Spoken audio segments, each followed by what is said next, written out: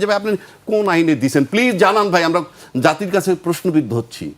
কোন আইনে, কোন সংবিধানে বা কোন অনুচ্ছেদ মোতাবেক আপনি ঘোষণা করছেন একই দিনে গণভোট এবং আপনার এই জাতীয় সংসদ নির্বাচন? আমি নির্বাচন বিরোধী না, কিন্তু আপনি তো ঘোষণা করলেন, আপনি বেআইনি পন্থায় যাইয়া আপনি আইন বানাইলে আপনি কিভাবে পালন করাবেন মানুষকে দিয়ে?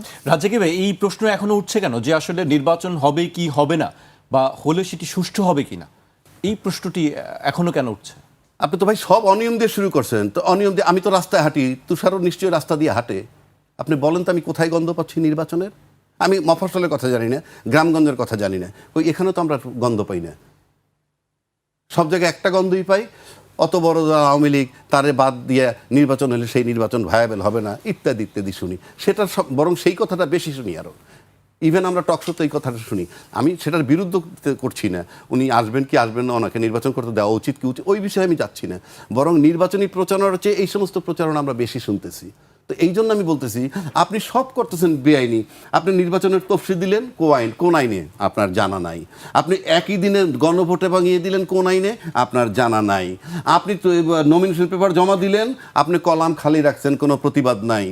আপনি আয়ের উৎস কি তুষার রেডাইকে জিজ্ঞেস করে ইন্টারভিউতে, কিন্তু তুষারের চেয়ে যারা মোটা বেটা তা করে আপনি ডাকেন না, আপনি জিজ্ঞেস করতে পারেন না।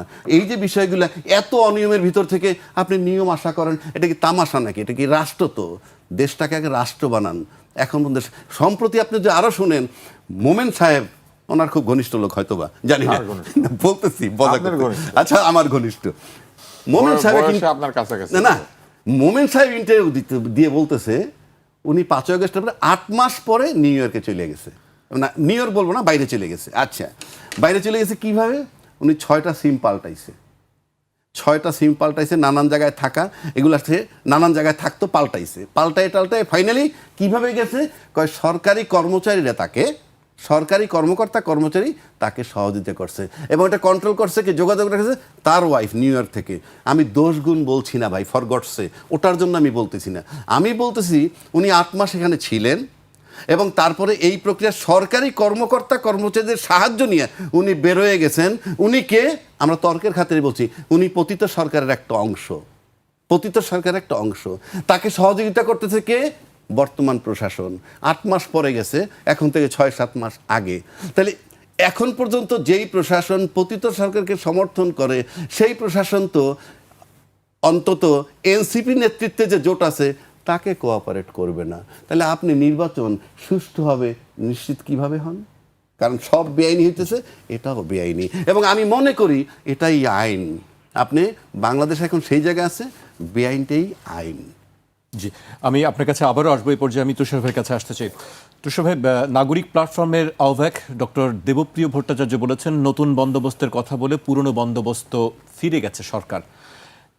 তিনি বলেছেন সরকার কিছু ক্ষুদ্র ও উগ্র জনগোষ্ঠীর কাছে জিম্মি হয়ে গেছে। এমন পরিস্থিতিতে সুষ্ঠু নির্বাচন হবে কিনা তা নিয়ে সংশয় রয়েছে।